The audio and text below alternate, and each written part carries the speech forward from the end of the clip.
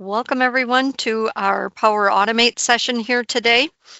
Power Automate is an app that's part of your Microsoft suite of applications, but it can actually be utilized across all of your 365 applications. It is used to, as you can see on my screen, to move information where it needs to go, set up routines that we want it to do, and keep work flowing automatically. Or shouldn't really say the word automatic because some can be triggered based on an action that happens or something that you click. So we'll talk about different types of flows as we go through today. But starting with why businesses actually use Power Automate. Well, one of the biggest reasons that we use it is to save time.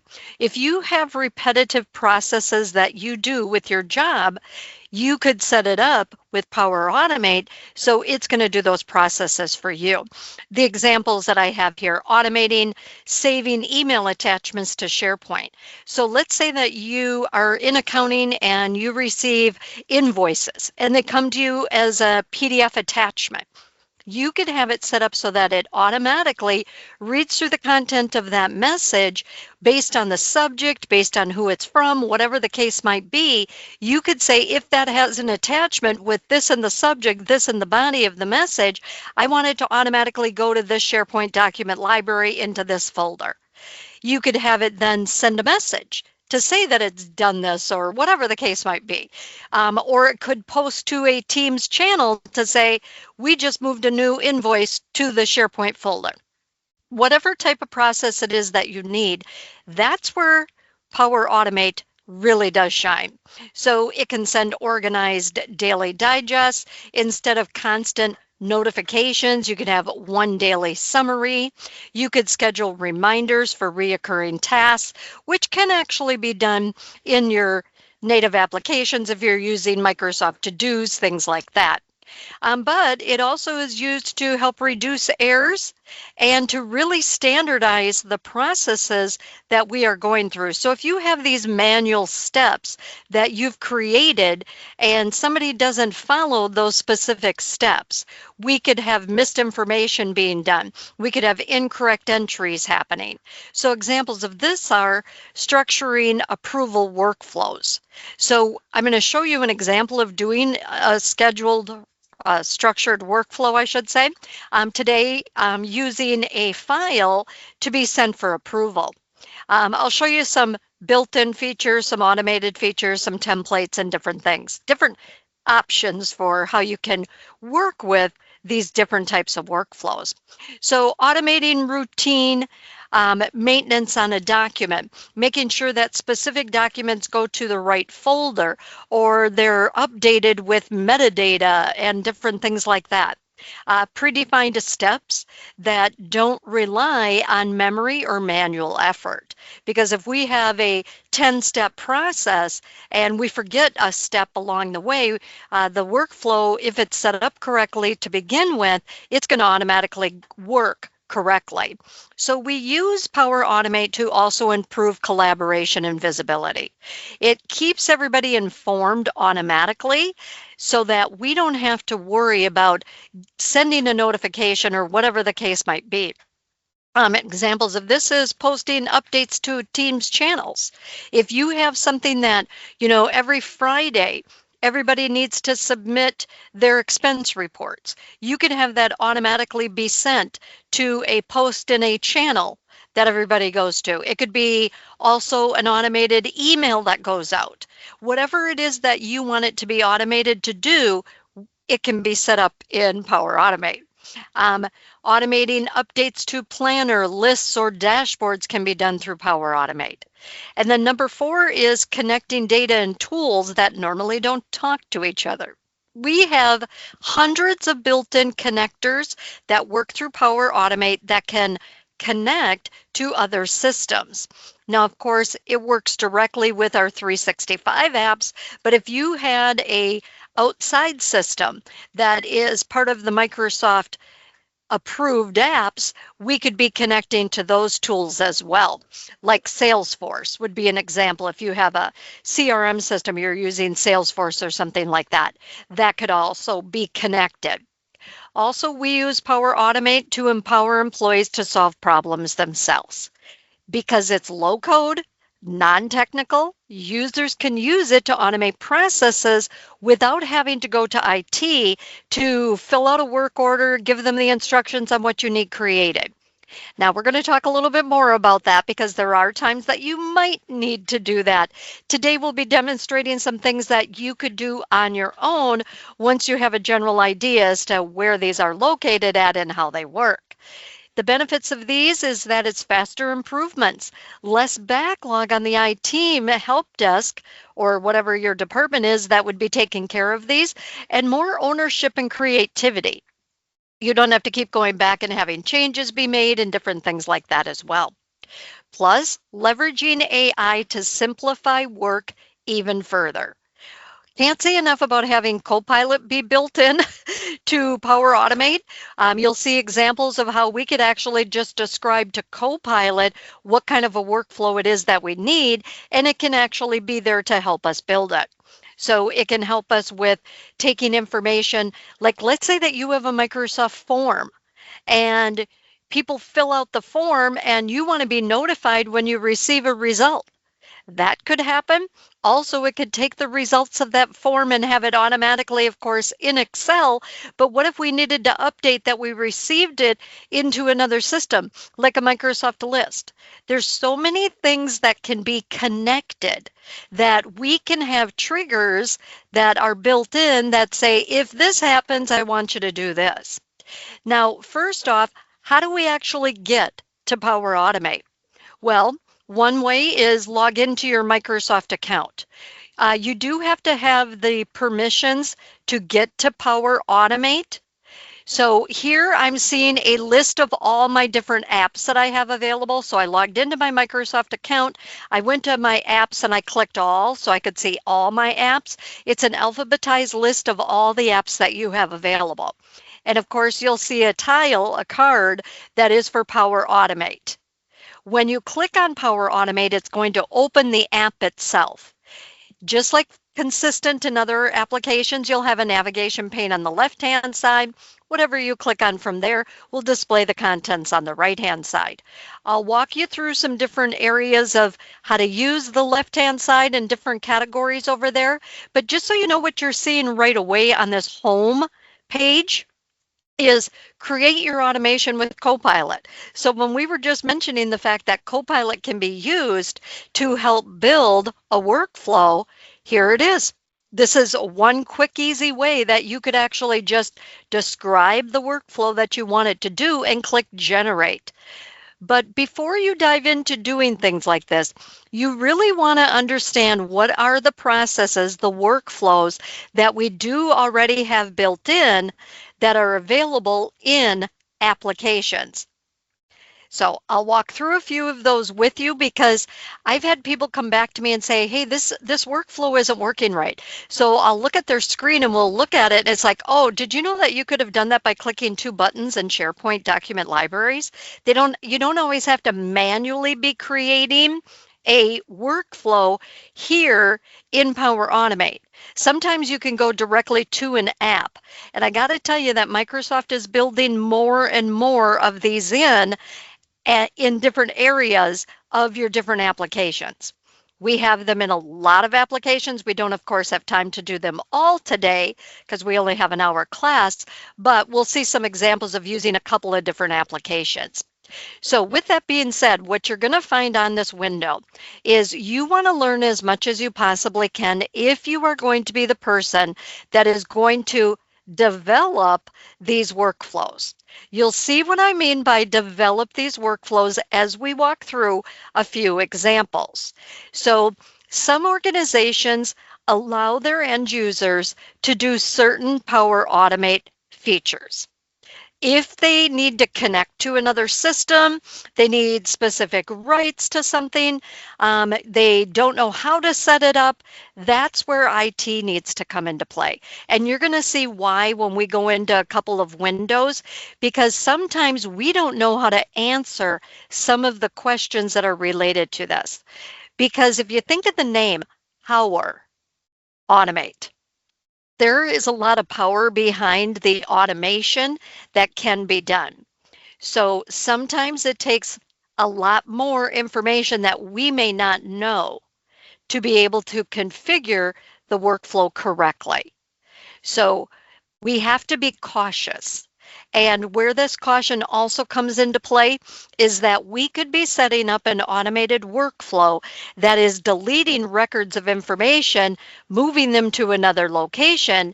And if we have a process like that and we didn't set it up correctly, we could corrupt data. So we always want to make sure we fully understand what it is that we're doing. We definitely want to run tests prior to having it go live. I'll show you where you can do testing and things like that. But anyway, what you're finding on this home category is in the middle of the window, learning for every level. These are different beginner sessions that you can go through and you can learn more. Then it will get into some intermediate. You can see that it's got a scroll. You can get into all these different topics to learn more about doing Power Automate workflows. Down at the bottom where it says more to explore in Power Automate, if you don't already have licensing for it, you can see different plans. There's trials that you can use. There's community forums where I really like the community forums because people will put comments out there about, I'm trying to set up a workflow to do this and it's not working correctly. And there's experts that monitor that forum that are going to be able to go out there and answer those questions for people. It is really a great place to go. So you could join the discussion. Also, there's different troubleshooting by topics, future requests. You could share ideas of different things that you would like built in. Keep in mind that this application has been around for a while, but it has definitely gone through changes. As Copilot and AI tools are becoming more readily used, they are definitely making changes in this arena as well. And they are trying to make it more end user friendly as opposed to administrator friendly. Just so you're aware, they have some things in the works for this year that they're going to be hopefully implementing before too long that will be beneficial to us as end users. So anyway, back to a couple more things about Power Automate before we dive in with a few more examples or physical examples. I did give you, so highly recommend you download that handout. Make sure that you save it to your computer so you can reference it back, because I gave you a lot of different examples of how you could be using and step by step on how to set some of these up. So we want to be thinking about, what is it that I do? And how is Power Automate going to assist me? How is it going to help me to automate whatever I need it to do? So at the top of page 3 in your handout, you're going to find these general business examples. So I was briefly talking about the PDF invoice option, whether it is put into a folder and you want to be notified when a document is added to that folder, or it's coming via email and you have specific criteria that's always in those emails, whatever the case might be, a workflow can definitely be set up for those. It can help with having triggers to have it be sent for approval. It can be triggered then to be sent for payment after it's been approved. You would not believe some of the processes that it can actually do. Kind of think of these Power Automate steps as being code. It's like building code, whether you're doing, HTML, you're doing SQL, building a database, you're doing whatever. Think of it as built-in code steps that it says, if this happens, do this. But if this happens, do this, because we can have different loop component Loop components, not the loop components you might be thinking of, but in code world, we can have these loops that say, if this, then this, if not, then this, that type of thing. There's a lot of things that it can do. Now, do we dive into that today? Not all of that. I'll show you where you can see some of that. If you want to tackle it in your system, please feel free to do that. But I'm not highly recommending until you really know what you're doing to do any connections to other systems and things like that. That's where IT can assist you.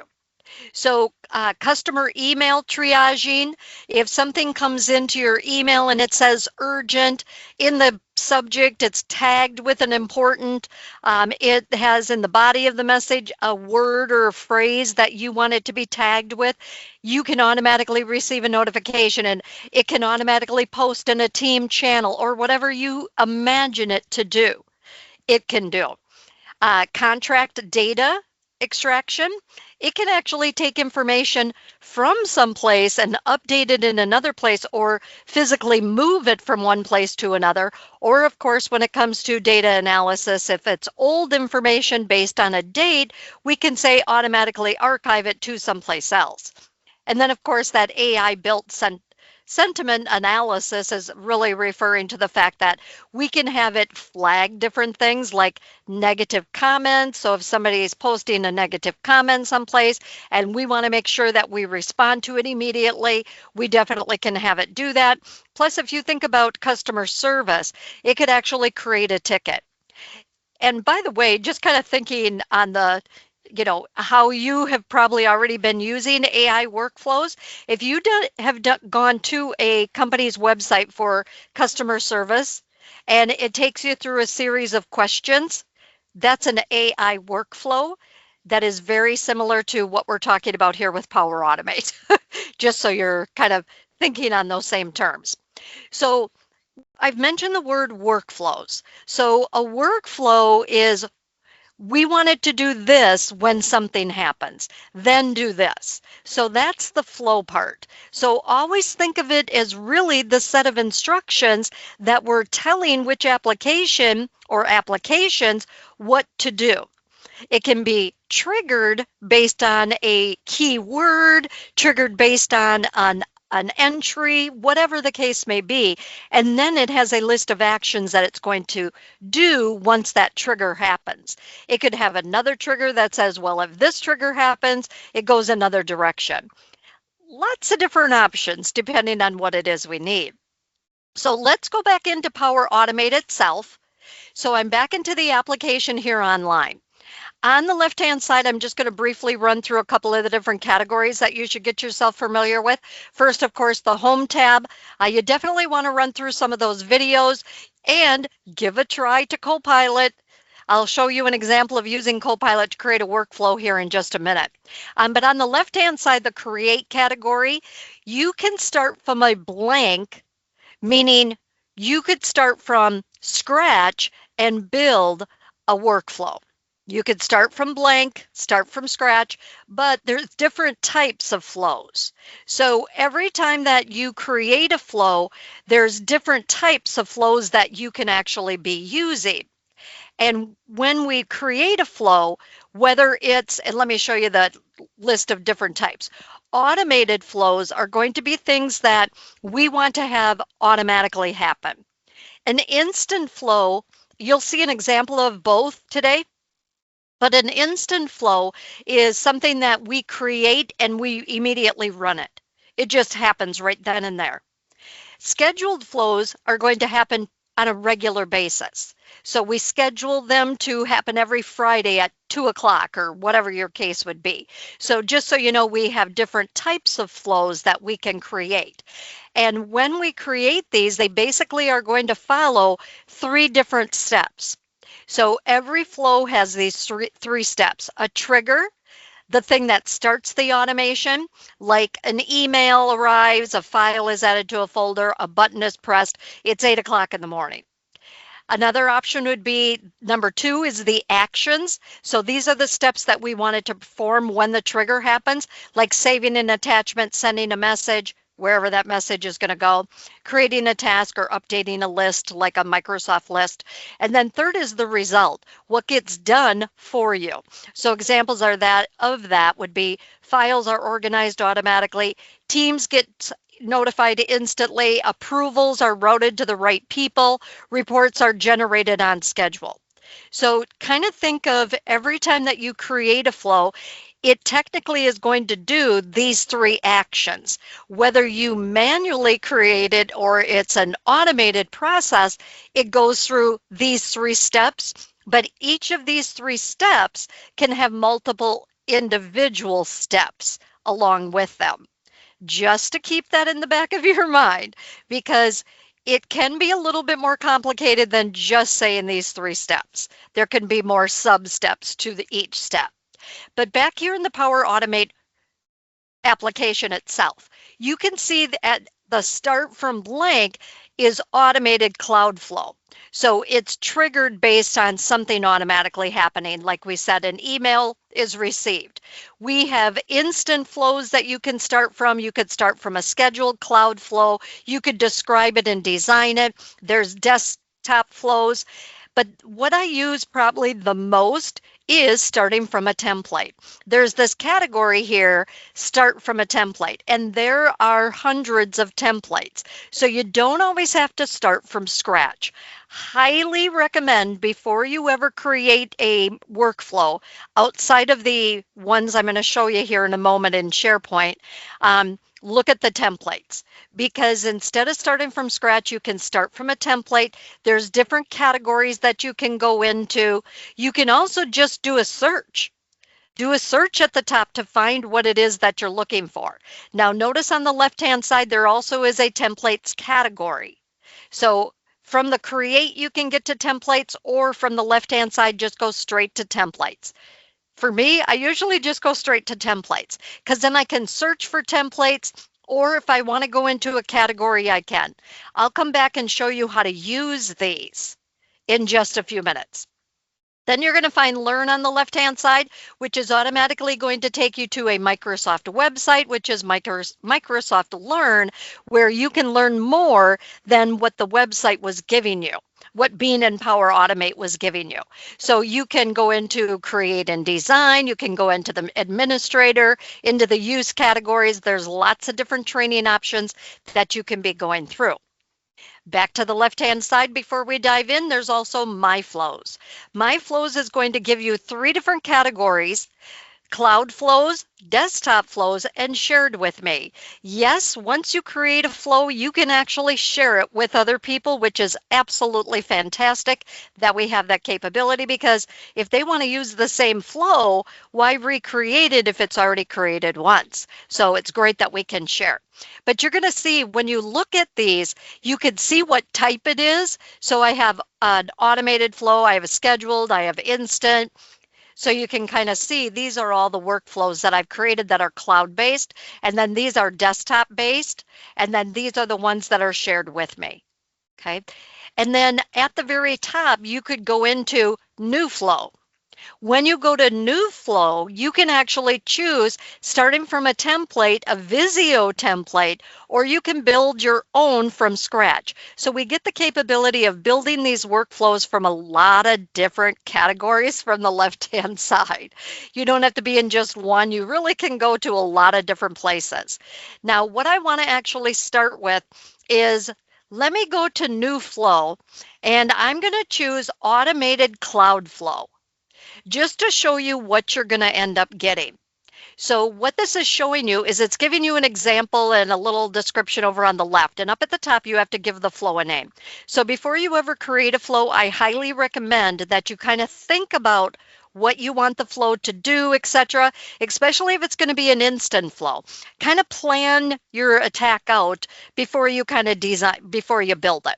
So plan before you build, and test before you run.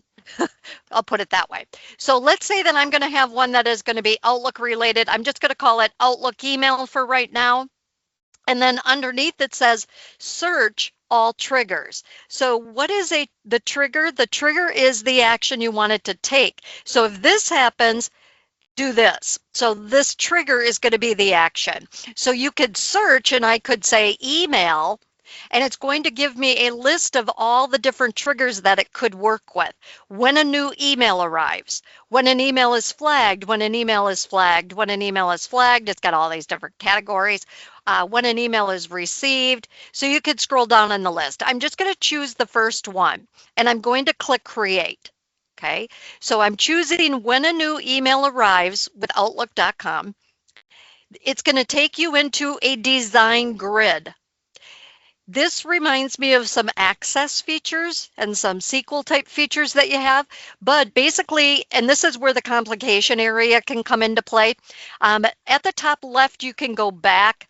You could see the name of it at the top left. It's got a panel on the left-hand side that you can open to see the card content, which I'll show you how to get into that here in a second. But notice the top right has save, it has a test, it has Copilot, and it has a switch for turning off the new designer, but I won't turn it off. But anyway, in the middle is the card itself. And the card is what needs to be filled out, and then you have to add to it. So I'm going to click on the card. So you can see right now it actually says invalid connection. Please update your connection to load complete details. So it's saying I'm not connected to Outlook to be able to even use this. So once I come into the card, it has different tabs going across the top that you need to go to make sure that you fulfill all the details to do this workflow. So first it says invalid connection. So I'm going to click change connection. So I have to make sure that I'm connected to the account that I want it to actually be using. I'm going to go to the details for that account. Okay, so it's not finding my account. So I'm going to do a sign in because it does need to make sure that it is connected to the right applications for you to be able to use it. So it's actually not finding my work account for whatever reason. I don't know. I have a few different accounts. So let me just, okay. Not sure why it's not liking to sign me in, but anyway, it doesn't matter for right now. What you would do is fulfill that connection so that you can move on to this plus sign in the grid to add in the action that you want it to do. So when you are in the add an action, so once you're connected to your email, you're going to tell it what has to happen in that email. Does it have to have a high importance? Is there words in the subject, etc.? You would have to fill all that out in that first card. Then you can say, here's the action I want you to do once this trigger happens. So here's where you can come into all the different actions. There's built-in actions. Look at all these. This is an alphabetized list. This list goes down forever, just so you could see. And then here's the AI capabilities that it has, because it can actually run a prompt from an agent as well. We won't get into that here today. Whole nother class to kind of talk about all of that. But this is kind of crazy, the different actions it can do. So maybe I want it to send attachment to SharePoint. I'll put that in the search at the top so that it can narrow down those thousands of actions that it can do, so it will help me to build this. So you can kind of see what's going to come back. So this would be a manual way to be creating this workflow. You have to fill in all the blanks. The plus sign is to add a next step, a next action, or the next trigger. So if this happens, do this. There's different types of actions, of course, that we can be adding in, and that's kind of where the programming language can come into play. But like I said, this is I'm kind of showing you the long way around first. Okay, we'll get to some easier automated workflows that you could use. But anyway, just so you're kind of seeing how all that is working so far with this. So I could say delete an attachment or add an attachment, get an attachment, tell it what it is that I want it to do. So I'm going to say get attachment, then I would give it another action, and what is it that I want to do with that attachment? Add attachment to SharePoint library. We would bring in the next action, etc., etc. And we have to always go to those actions and we have to fulfill the details of each of the actions that we put in. So you always go back to the card that it's building because it's doing this and then it's doing this and then it's doing this. And it can have branches that go down as well, because if it's yes, go this way, if it's no, go this way kind of a scenario. So that's where this can be a little complicated, that you might need to get additional help or do additional trainings to really learn more and more about this element of it. Because on the left-hand side, you have to tell it what exactly are the settings, what are the parameters, et cetera, to fill in each of these pieces. But I'm not going to take you any further on this, but just so you know, if you do this, you're going to save it. You want to do a test to make sure, and by the way, it's actually letting me know I have errors. It's letting me know at the very top you are missing connection for when a new email arrives. So it already knows that I'm missing information. It's giving me red, and I have invalid parameters that I haven't filled out yet. So that is actually a great built-in option in Power Automate that I really like. It automatically will let you know if you have any issues. So you know you have to go back and fix them. You could look them up in Copilot and ask Copilot to see if they can help you. But this isn't where I would tell you to start. I would tell you to start with the built-in options that we have. So I'm actually going to close this. Let me close this for right now. So I'm going to click the back arrow for right now. I'm going to say OK. And I'm back into my main window for Power Automate again. So is this where I would have you start with using Power Automate? Actually, no, it isn't. But I would highly recommend you come in here and get yourself familiar with this, especially looking at the templates, because I'll come into templates in just a minute. But before I do templates, I want to actually take you to a SharePoint site. On a SharePoint site, whether I'm in Microsoft Teams or I'm actually in a SharePoint document library on the internet from a SharePoint site, doesn't matter. It's going to work the same. So if I'm in Microsoft Teams, I can do exactly what I'm going to show you here in SharePoint. There is more and more workflows that are being built in to your actual applications. One way to automate processes in SharePoint is to actually go to a file or a folder, hesitate on the name of it, and you're going to see this little stars icon. It's called I think they call it a sparkle. I think that's the official name. It's a sparkle. So anyway, you could see that when I hesitate, it says show AI actions for this item. I'm going to go ahead and click on that. And you can see it's got summary, it's got create a fact, ask a question, or create an agent. So we could actually use that to get to Power Automate features. That would be one option. Probably not what you would start with learning to do. So let me actually take you first to the top. I'm not going to be selected on any files right at this moment, but at the top of a document library, you have a menu related to managing the library itself. And one of the options is, if you go to your Automate, go to your menu. If you can't see it across the top, click on the ... go to Automate. We can automate flows, rules, and quick steps. Each of these are actually described in your handout. I'm going to go to rules first. And from rules, I have a cascading menu that takes me to create a rule or manage rules. I'll show you manage rules in a minute. First, I'm going to click create a rule.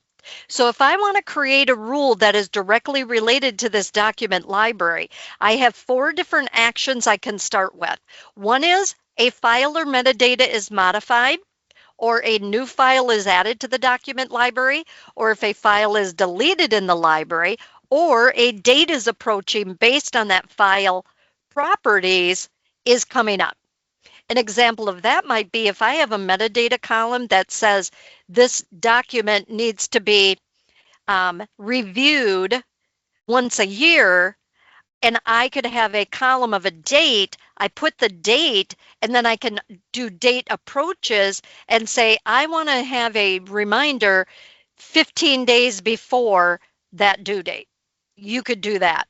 Right now, I'm just going to say a new file is added. I want to get notified when a new file is added to this library because it could be an invoice. So earlier when I was talking about an invoice, if an invoice gets added, I want to know. So when a new file is added, always send an email to, then you tell it who do you want to send the email to. You could choose yourself from the dropdown, put in an email address, or choose who created the document or who modified the document.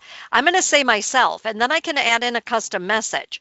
I would say something like maybe a new file was added to the document library, blah, blah, blah, blah, blah. Then I click create. Create has now created that rule that says when this happens, a new document is added to this document library, it's going to immediately take action.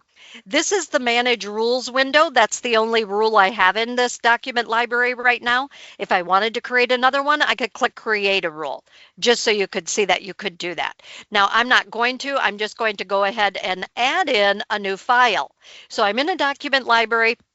I'm going to go up to, let's say that I want to, if I had it set up for deleting, I could of course do delete, but let's say that I want to go in to, oops, I'm sorry, I didn't mean to click on the name of the file. I want to add in a new file. Let me uncheck that. I'm going to go to all documents. Oops, sorry. I'm going to create it or upload. Sorry, I forgot they moved that. There's just been an update the other day.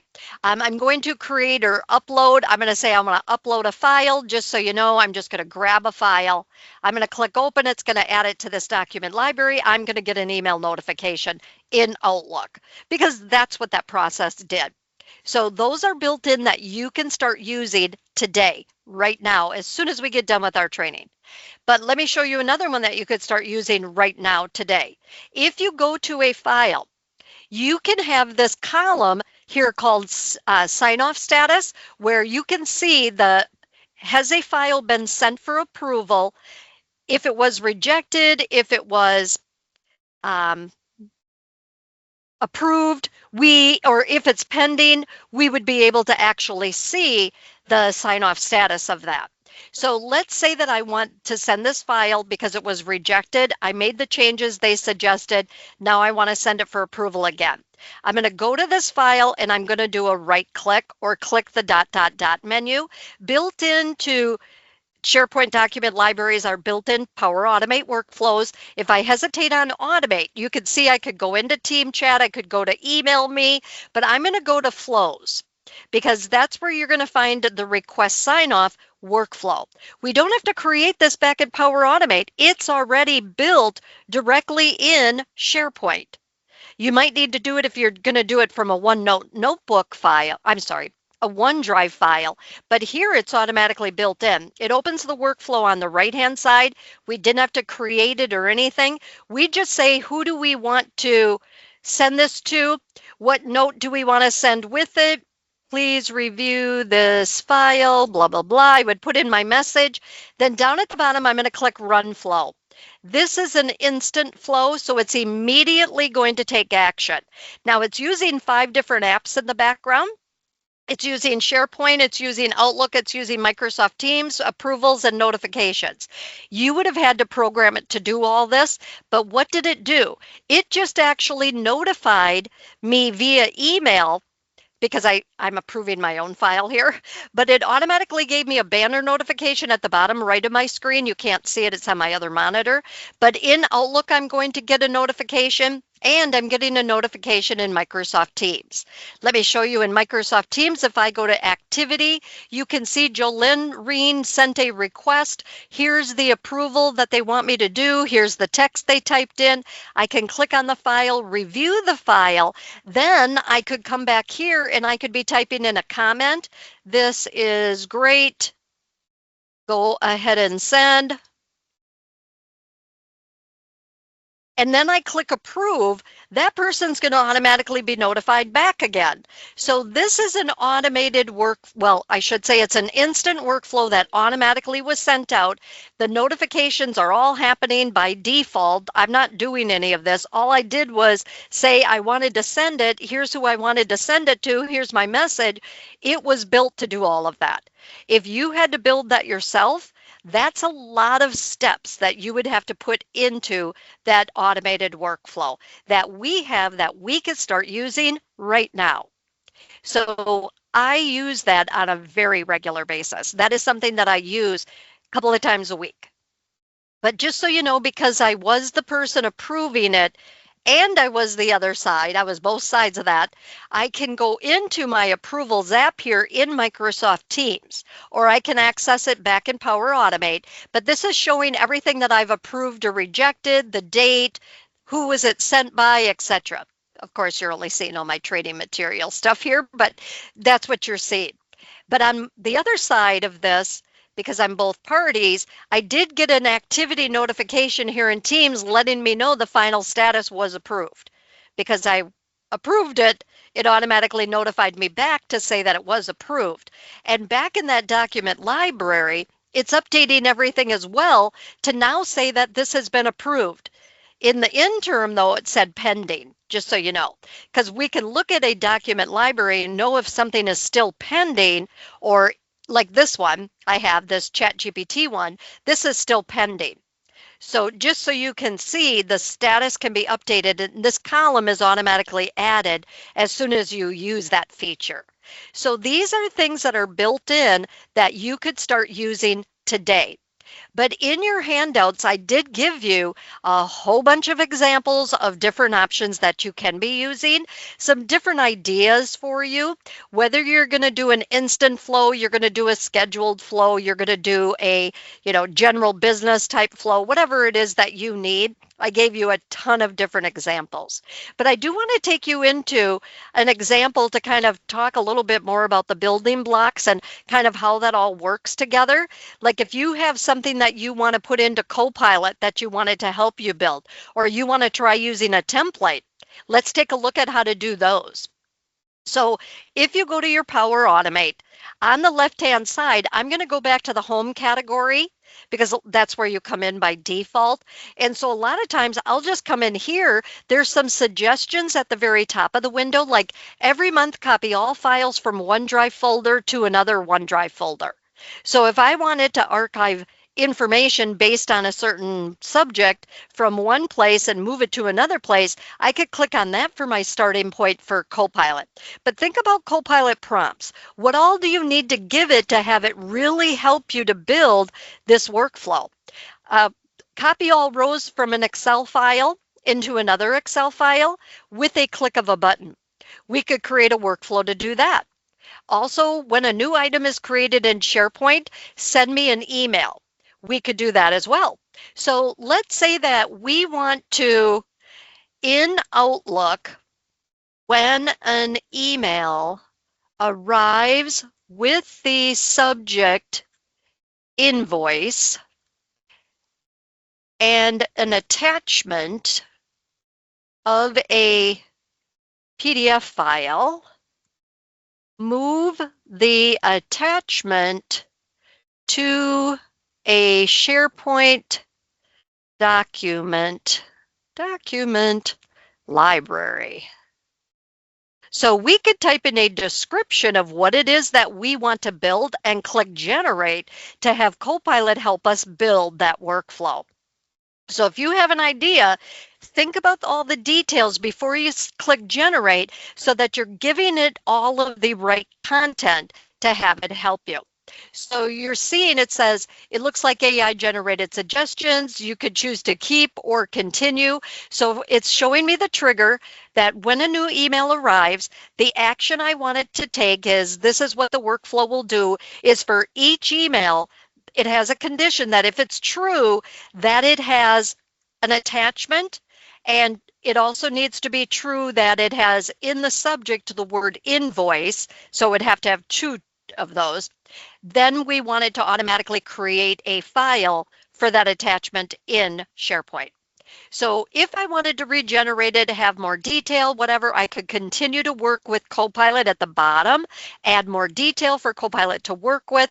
I could have it regenerate with the recycle looking symbol, but I'm going to say I want to keep it and continue. So what exactly is it going to do? Well, first, it has to make sure that it's connecting to the right systems. So it needs to make sure that you have the correct account information logged in to be connected to the applications that it needs to use for this workflow. So it needs Outlook and it needs SharePoint, and you can see that I'm connected. I have a red or a green circle. If it were red, it would say I need to connect. On the right-hand side, it's actually showing those triggers again. And down at the bottom, all we have to do right now is click Create Flow. So it's creating the flow that is needed to do those different actions. So if you click on that card for when a new email arrives, on the left-hand side, the first parameter is looking for includes attachments. It's yes. And the subject filter is invoice. So in the subject, it needs to include the word invoice and it has to have an attachment. And we only want it to look at emails that have an attachment. If you manually created this, these are some entities you need to fill in. Then in the for each, we're going to go to that action. We need to tell it what do we want it to do for that action. So let me expand that. So under the conditions, first it needs to know, so if I expand out, I click the plus sign, I expanded out these conditions, it's got two cases, I can go in and tell it what it is that I want it to do. So we would have to be fulfilling each one of these different actions to say, if it ends with PDF, oops, I have to have that correct. If the file ends in a PDF, or I could say choose a value. I could do slash and I could insert dynamic content or insert an expression. I could continue to add different rows that it has to be looking for. And I could go to the settings tab where I could put in tracking properties as well. But this is really where understanding what you really need, you might want to go back to Copilot to have it help you with that. It gets a little bit better as we keep going here, but just so you know, you have to keep adding in all of these details. Even if you started with Copilot, it still needs certain things filled out because it doesn't know what document library you want it to go to. Is there a folder within the document library? Those kind of things.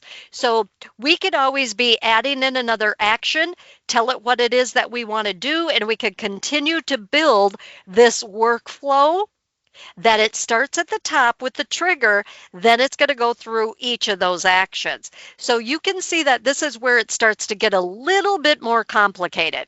So let me back up on this, and I'm going to actually go back to Power Automate. Oh, I'm going to close this first. Sorry. I'm going to click back. I'm going to say OK. And I'm going to go back to templates because for me, this has helped me to really get a better understanding as to how all these work. And this is where I would recommend as my second option to go. So first option, start in a document library. Start with those built-in features, and I didn't even show you all of the built-in features yet. I just remembered I forgot one. Let me jump back for just a second to my SharePoint document library.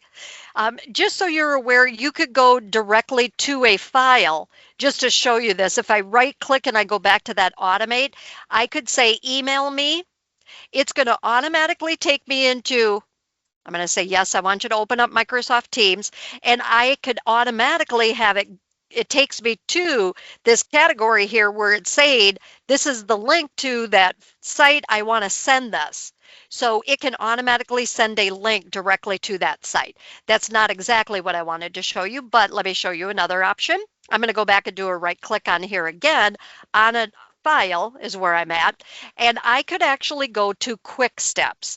Quick steps and rules can be used on the entire document library or on an individual file,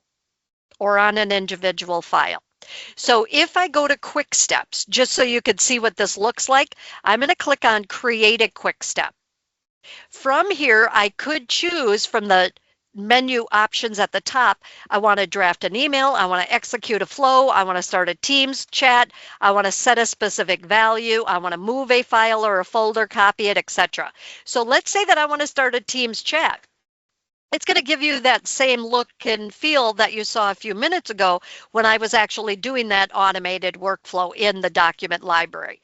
So first it's saying show a command that will, for a selected file or folder, start a Teams chat, or you can click the drop down and change your mind. And then it says with, enter an email address. So what do I want it to be based on? So I want to start a Teams chat based on who modified the document, or whatever your case might end up being. Give the quick step a name. So I'll just call it quick step for me.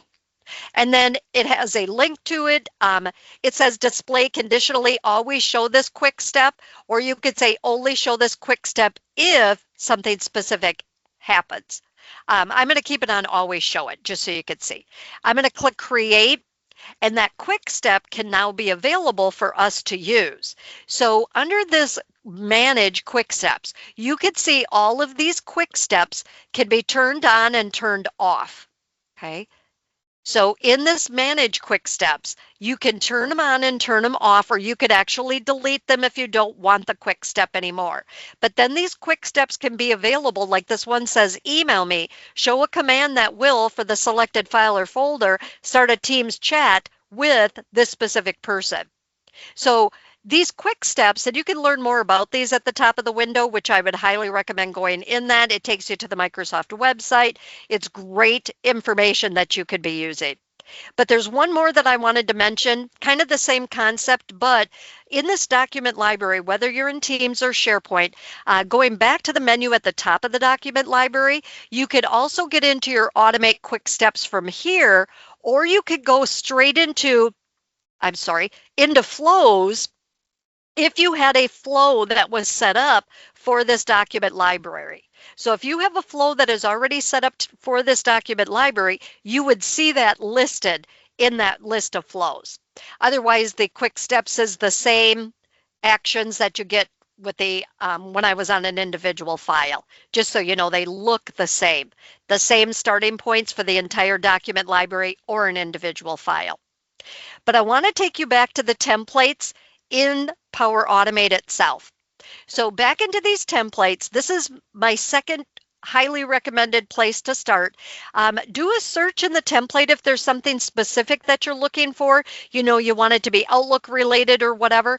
But when you look at these individual cards, it's going to give you icons that are related to the applications that you need to have a license for to be able to use that specific one. Like this is a workflow that would save Outlook email attachments to your OneDrive, save them to a Dropbox, Google, whatever. This is a trigger a flow with Power BI, data-driven alert, notify an email with a new file being uploaded to OneDrive, etc. So you could see that it's got the details, and then it shows you at the bottom left of each of these cards, is it an instant flow, is it a scheduled flow, or is it an automated flow? And then it has a unique ID for every flow. So these are constantly changing. Microsoft is adding new ones out here. So always watch these and go through these, because this helps you to learn, well, what kind of flows could I use? This kind of helps you to trigger your ideas. That's kind of how I got started with these.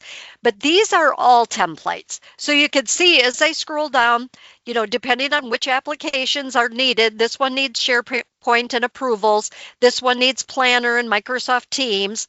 And as you scroll down, there's see more templates. But if you know that there's a template that is based on a specific application that you want, up at the top, go to categories. You could go to, you want it to be related to remote work. You want it to be related to approvals. You want it to be related to clicking a button. So you just so you can see what's under that category, which is a kind of new category. You can see that it has schedule a reply to send at a perfect time.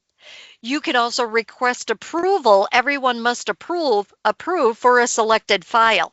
Once you start reading these examples of these templates, it's like, oh my gosh, I could use this one for this.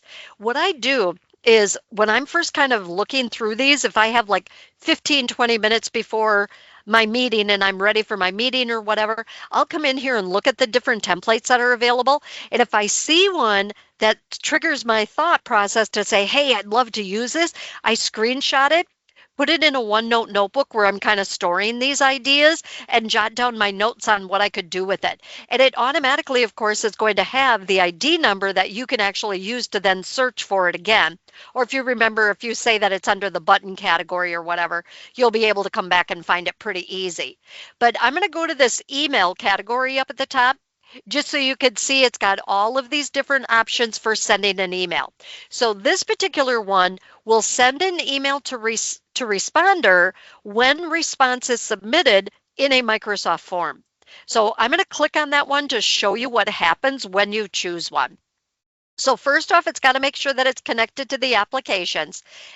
So right now you can see it didn't connect to Microsoft Forms, so I'm going to say fix connection. And then I need to make sure that I'm logged into my appropriate account. Once I'm done, then I can click continue. But until you're connected to the appropriate applications, you can't. And so any place that it says invalid parameters, you know you have to fulfill those. So if you click on that, you go over to the left-hand side, then you can actually choose the form ID. Now, this is where knowing the actual ID number behind the form is helpful.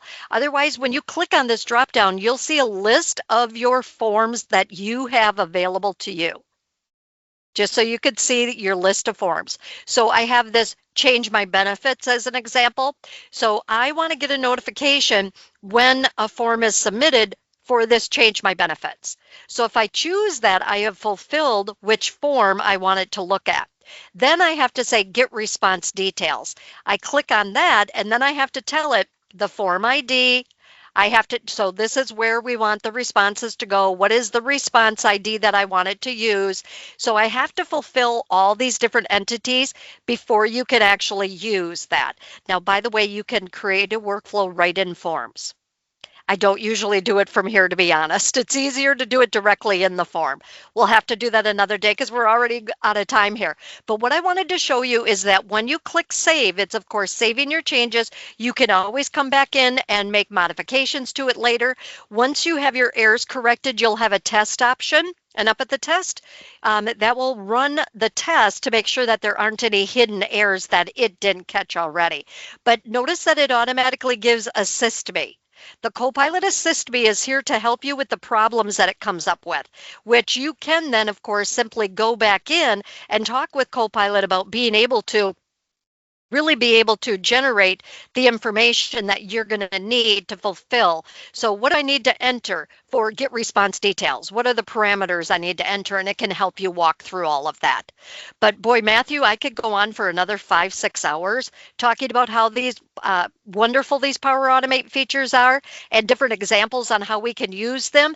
But I really do recommend people do start with using the ones built into SharePoint so they can get a general idea, then start with those templates. I think that's going to be a good option for them to get started anyway.